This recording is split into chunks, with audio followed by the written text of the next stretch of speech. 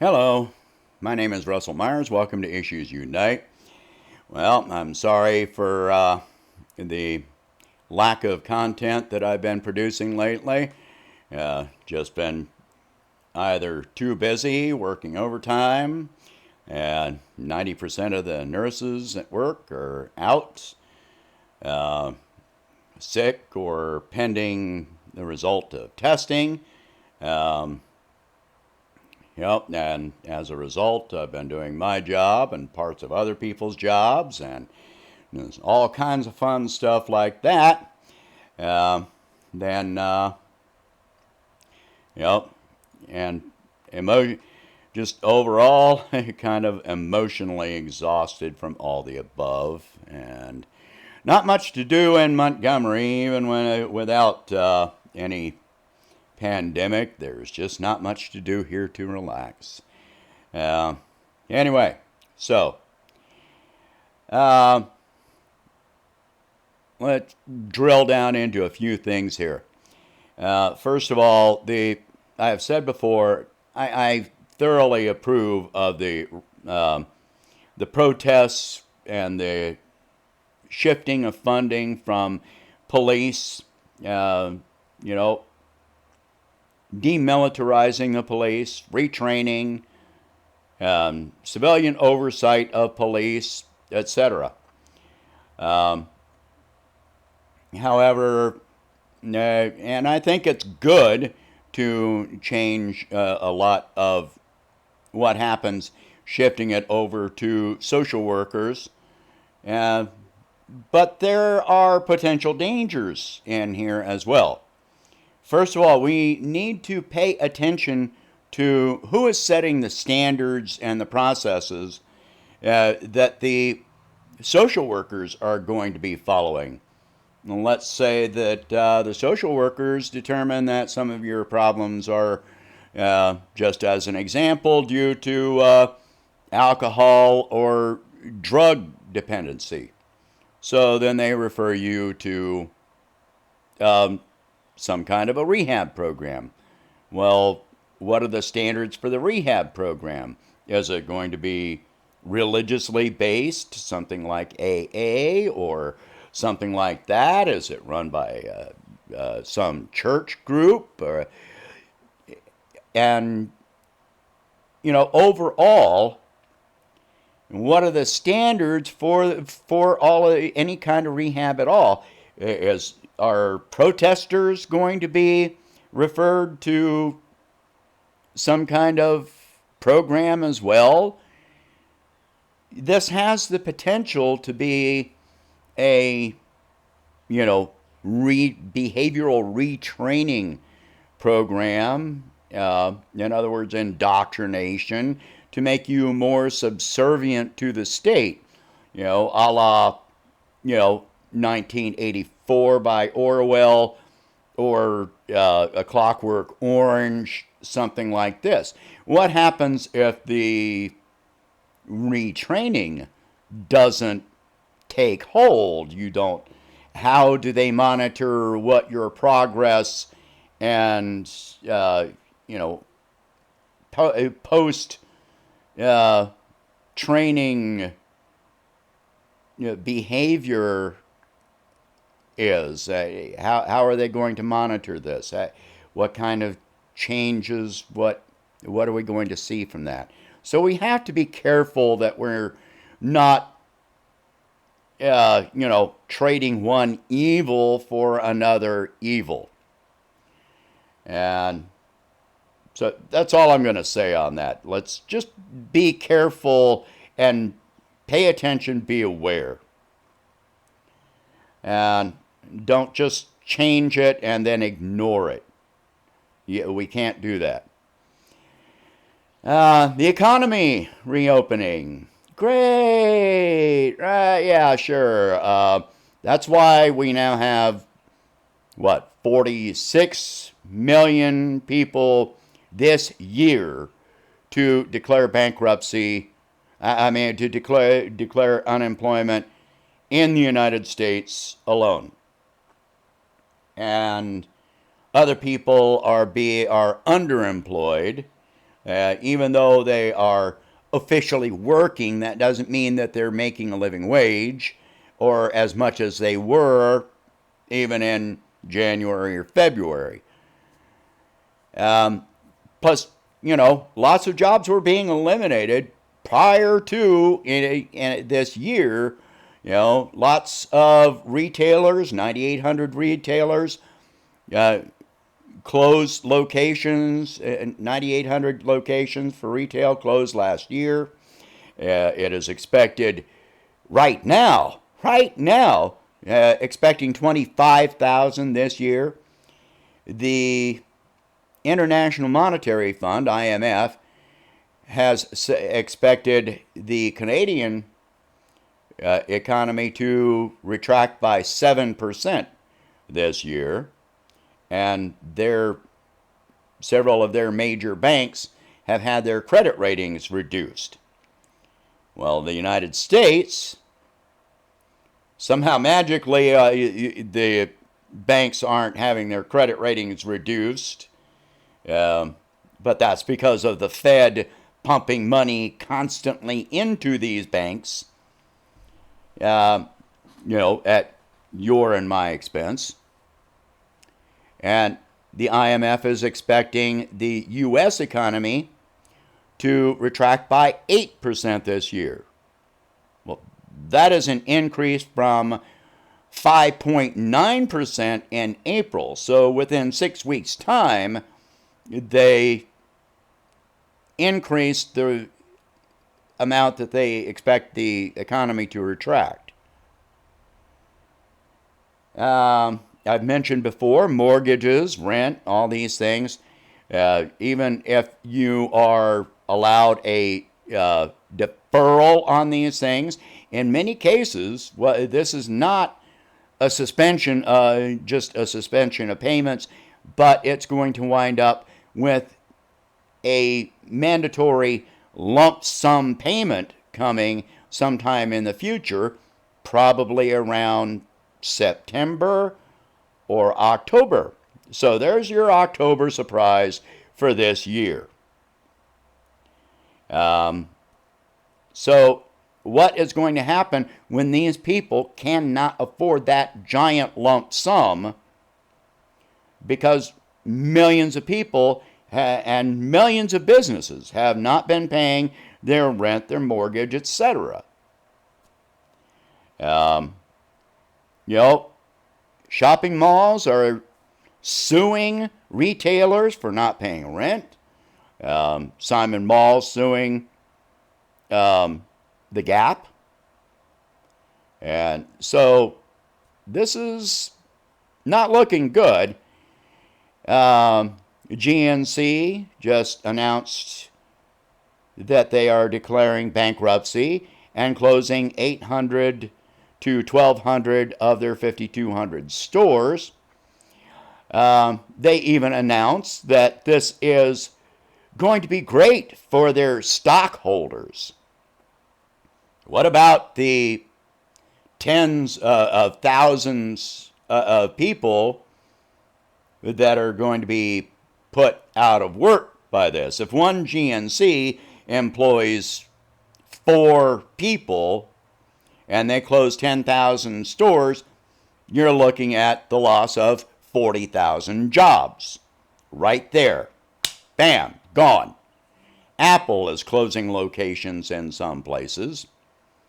And we've seen at least 30 major bankruptcies announced this year so far. We're only in June. We're only halfway through the year. And those are only major bankruptcies. That does not include small businesses.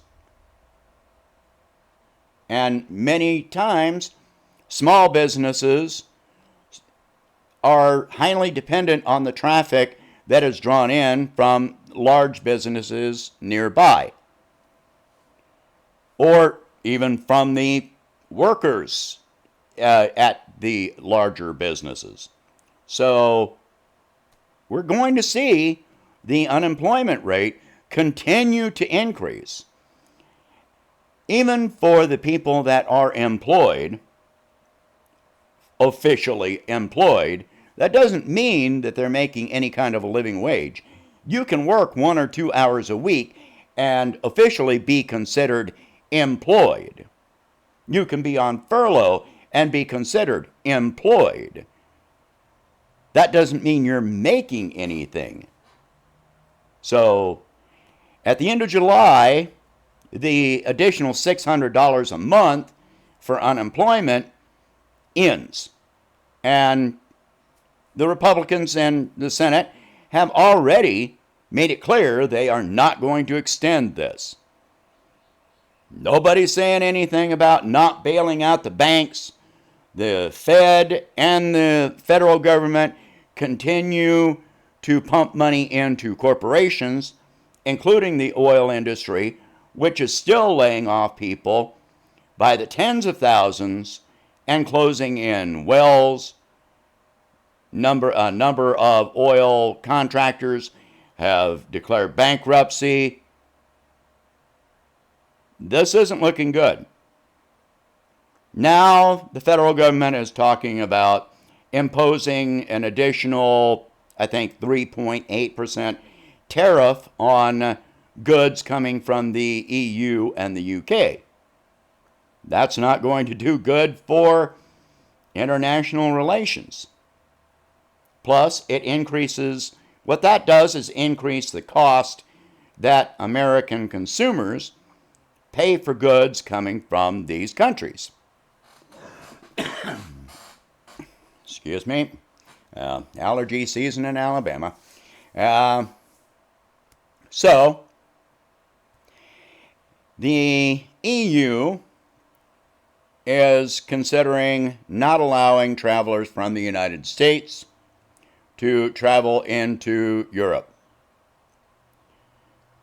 Meanwhile, the state of New York is limiting travelers from 7 states, including Alabama, to enter New York unless you agree to a 14-day,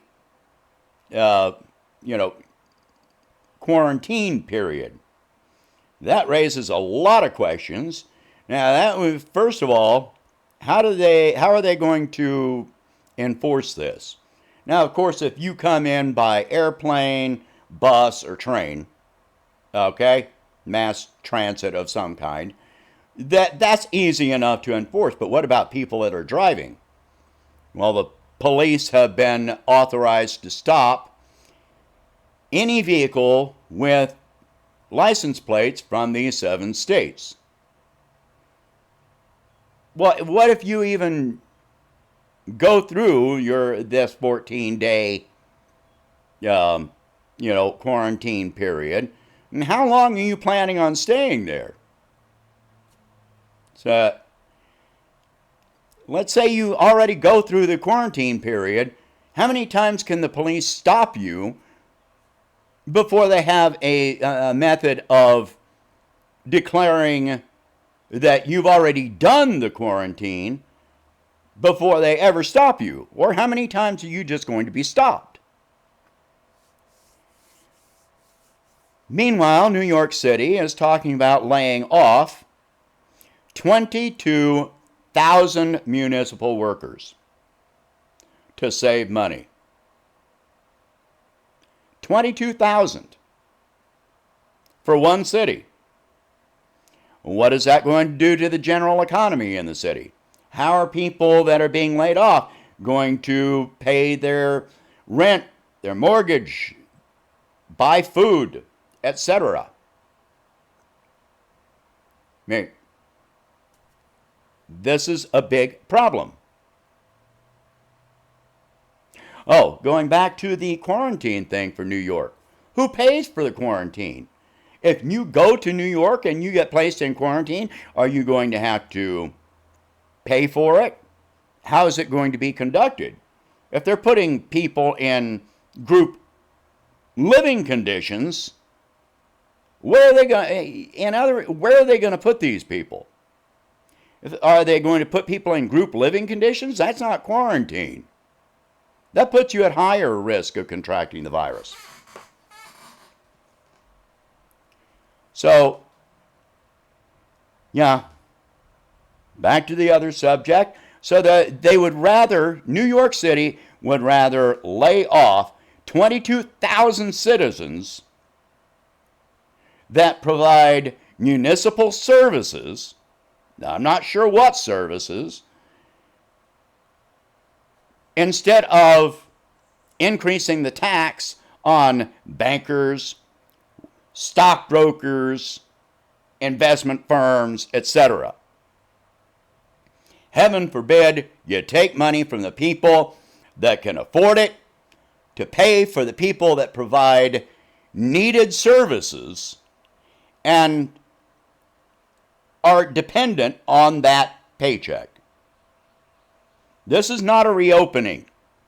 This is an utter failure.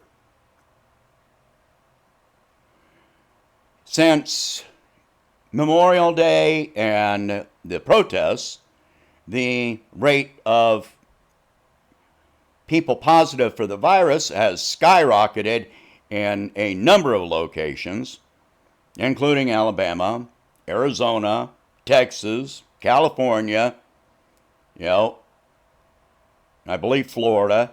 But yeah, reopen. And reopen for what? For who? Who's benefiting from this? Of course, you keep seeing the stock market declaring, increases and a rise in that. But if you really watch it, what's happening is that you see this rise and then a fall, and then a rise and then a fall, and it's pretty much staying somewhere in the 25,000 point range. But that's not going to, even that cannot continue. As more and more companies declare bankruptcies or are unable to meet loan obligations, their stock will be downgraded. Hertz Rent-A-Car. Yep. I don't care what their stock is worth. I care about the people they employ and the general economy. So, just be aware that what you're hearing on the news, on the corporate news, is not what's happening. We're going to get through this. But things are going to change. We are going to have to change them, one way or another. But I've said for several years now, before real change comes, capitalism has to collapse completely. The IMF recently said that the number of jobs this year globally lost equal 300 million full-time jobs. That's almost the population, the total population of the United States. And it is in excess of the number of workers in the United States. And it's not much better in other countries. But at least in many countries, they have better social support programs than we have. Anyway, that is going to be it for this video. Pay attention, be aware, don't believe the hype. Share this video, talk about these subjects. If you can, please donate $1 a month to help me expand the channel. And it's not going to stop me from working overtime right now, because that's not for my own financial income. It kind of helps a little bit, but it's also wearing me out. I'm doing the overtime because somebody's got to be there to provide medical services. Anyway, have a good day, and I'll talk to you later.